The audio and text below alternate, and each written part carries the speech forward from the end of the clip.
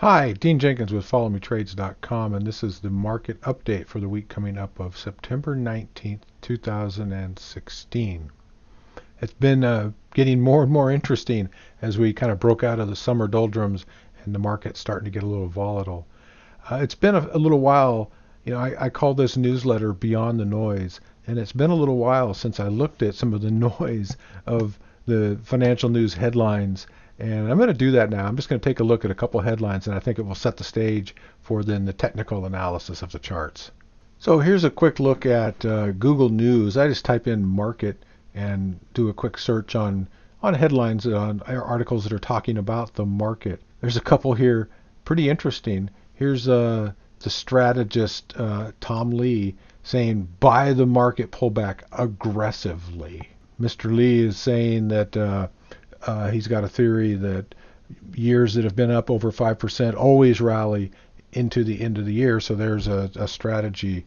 I may just politely disagree with Mr. Lee and his analysis and his conclusion. We got the next article here. Markets like these remind us why long-term charts matter. This author goes on to say, hey, we're in a bull market that started back in 2009, and we may be on the edge of a cliff here. And I tend to agree with this article, not just based on a casual observation, but on technical analysis of the charts. We got Liz Ann Saunders from the chief strategist for Charles Schwab, and she is convinced the bull market is still intact. And then we scan down farther, and it says, boo! The market is the new American horror story. So we got just a quick scan, two articles very bullish and two not so much. If we were trying to make trading or investment decisions simply based on what a lot of these authors are saying, it would really be confusing and frustrating and maybe not very profitable. That's why I like the reality of charts. So let's retreat into reality. Let's look beyond the noise at what's actually going on in the market. So here's the S&P 500 on a weekly chart. And the MarketWatch article was saying that we're in a bull market that started back in '09. That's absolutely true. Went nearly straight up for a long time, a number of years, up until this year. And now we are definitely seeing some loss of momentum and some consolidation and some choppiness up here. And I do believe that we are very, very close to a top. Now, could we inch our way up and put in, again, another couple of incremental highs? Yeah, we could. Liz Ann Saunders was saying we're going up above 2,400. I do not think that is likely. I think that is highly improbable. Again, we may put in a very few incremental highs, but I think we're poised, and it won't be instantaneous. The presidential election coupled with this may be a catalyst, along with the Fed interest rate announcements and just general unease about valuation and all those factors. And given where we're at in this market cycle, the maturation, the consolidation that's taken place at the top here, the stage is set for a correction to begin. And when it does, and I'm not calling it yet, we don't have clear signs yet that it's starting, but when it will start into this year, into next year, highly likely. And when it does, we're going down to these Fibonacci retracement levels between 38.2 to 61.8%, and that translates to 1674 to 1365 on the S&P 500. And that's not a catastrophe. That's a part of a normal, healthy, ongoing market cycle. And so the buy and hold folks, they're not going to like it. They're going to see a real drawdown in their accounts. But for those who are prepared, informed, and have the tools, we're not just going to protect our money. We're going to make a lot of money in this decline. The markets go down a lot faster than they go up. That's a fact. That's historical. If you look at the monthly chart here on the S&P 500, right, the dot-com bust, the decline of '07 to '09, these moves down are a lot more fast and dramatic than the moves up.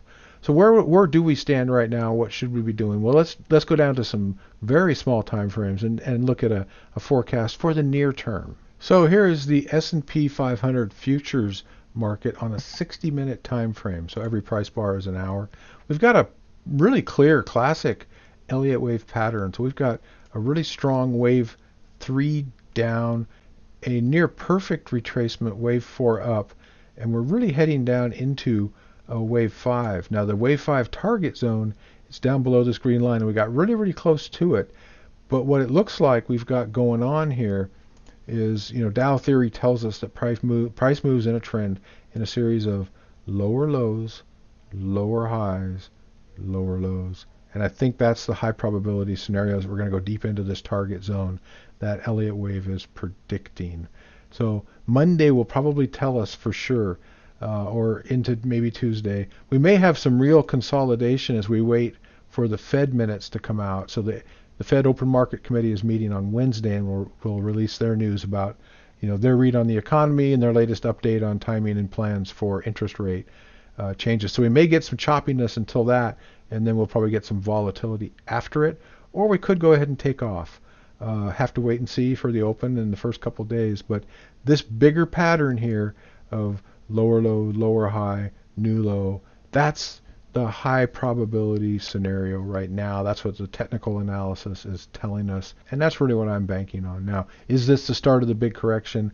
We don't have that evidence yet, but we do look like in the very short term a bit of a pullback here, and then as the longer term patterns form, I'll certainly keep you updated on when that major correction is coming. Let's take a look now at gold and oil. So here's the gold futures chart, and I've been saying since back here for several weeks now that I thought a top was put in gold, and it couldn't be any clearer that that's absolutely true. I talked about on the previous chart, lower lows, lower highs, lower lows, lower highs, lower lows. That pattern couldn't be clearer. So we had a really strong recovery in gold through the early part of the year. Really nice wave 3 up, a 4 down, 5 right into the projected target zone, and now it's backing off from that. And we could be seeing a pretty big A, B, and then C move down.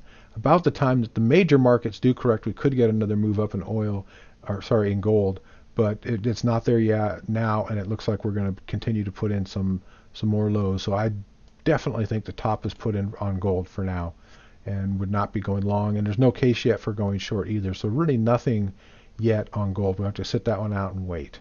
So this is the oil futures chart, and oil's been a challenge. Oil's been a challenge. So we had a really nice recovery earlier this year, up to about $54, coming off that low down in the low 30s.